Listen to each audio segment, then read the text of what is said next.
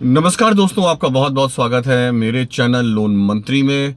और दोस्तों, वीडियो की फ्रिक्वेंसी काफ़ी कम हो गई है, पर कोशिश करता हूं जब भी टाइम मिले आपके लिए कोई एक जानकारी या कोई आपके लिए एक सजेशन लाऊं। और कमेंट्स मुझे लगातार मेल मिलते रहते हैं, फिर मैं उनको थोड़ा कंसोलिडेट करता हूं कि भैया चलो सब सारे व्यूवर्स का या जो हमारे कमेंट्स कर रहे हैं भाई या मेल कर रहे हैं उनका आंसर दे दूँ। तो दोस्तों, अगर चैनल पे पहली बार आए हैं तो उसको सब्सक्राइब कर लीजिएगा, और वीडियो अच्छा लगता है तो इसको शेयर ज़रूर करके लाइक कर दीजिएगा वीडियो को।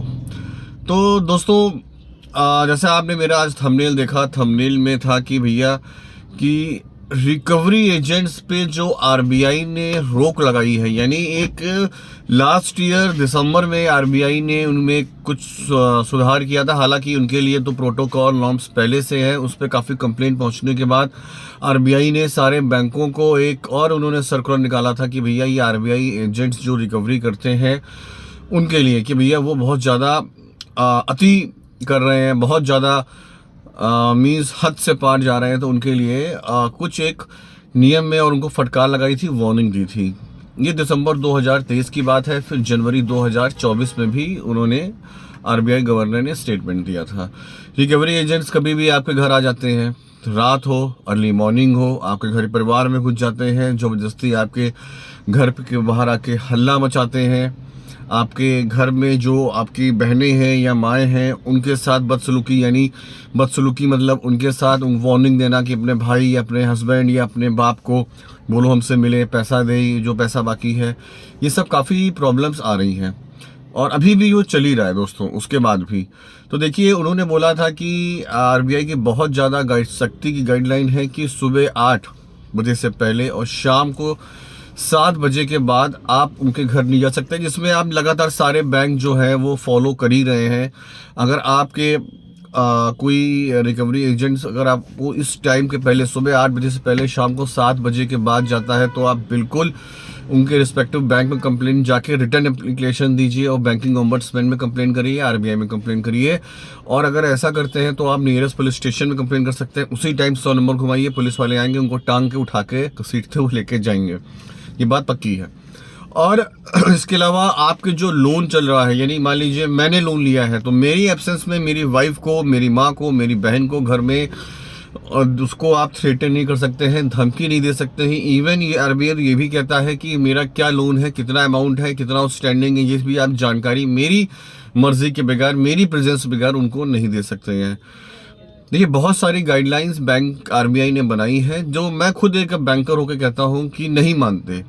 नहीं मानने का रीज़न क्या है कि भैया जो बैंक के रिकवरी एजेंट्स होते हैं उनकी भी सैलरी उस रिकवरी आने पे होती है, तो वो भी मजबूर हो जाते हैं और उनको लगता है रिकवरी, और उनके बॉस कहते हैं पैसा लेके आओ चाहे कुछ भी करो, बस मर्डर मत कर देना। हाँ, और कई बार देखा गया रिकवरी एजेंट गए और किसी ने कंप्लेन करी, पुलिस वाले उनको उठा के लेके गए और वहाँ थाने में बैठाया, थाने बैठाए बैंक के वकील और उनको छुड़ा के ले गए। तो दोस्तों, बात की एक बात आप सोचोगे यार इतना ज्ञान दे रहा हूँ, इन सब चीज़ों का सल्यूशन क्या है?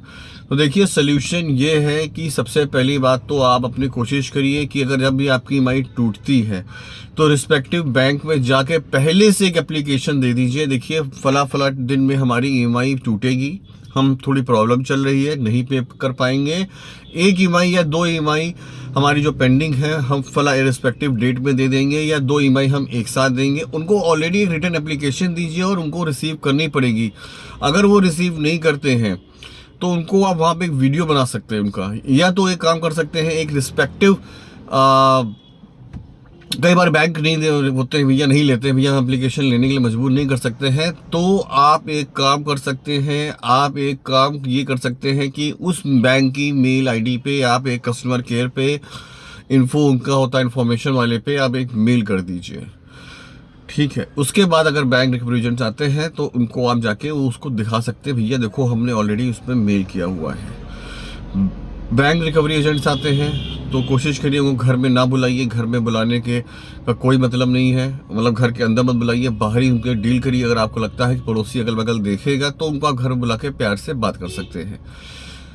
तो ये सब चीज़ें हैं और ये काफ़ी दुखद चीज़ें हैं कि हमारा इतना कुछ आरबीआई के होने के बाद भी कुछ नहीं हो रहा है और रिकवरी बैंक अपनी मनमर्जी कर रहा है, उनके 10 या 20 या 30% ही कंडीशन मान रहा है और जब तक मुझे नहीं लगता कोई बहुत ज़्यादा स्ट्रिक्ट एक्शन लिया जाएगा आरबीआई की तरफ से, तब तक ये बैंक वाले नहीं मानेंगे, और ऐसा लिए जाना भी काफ़ी मुश्किल है, काफ़ी ज़्यादा मुश्किल है।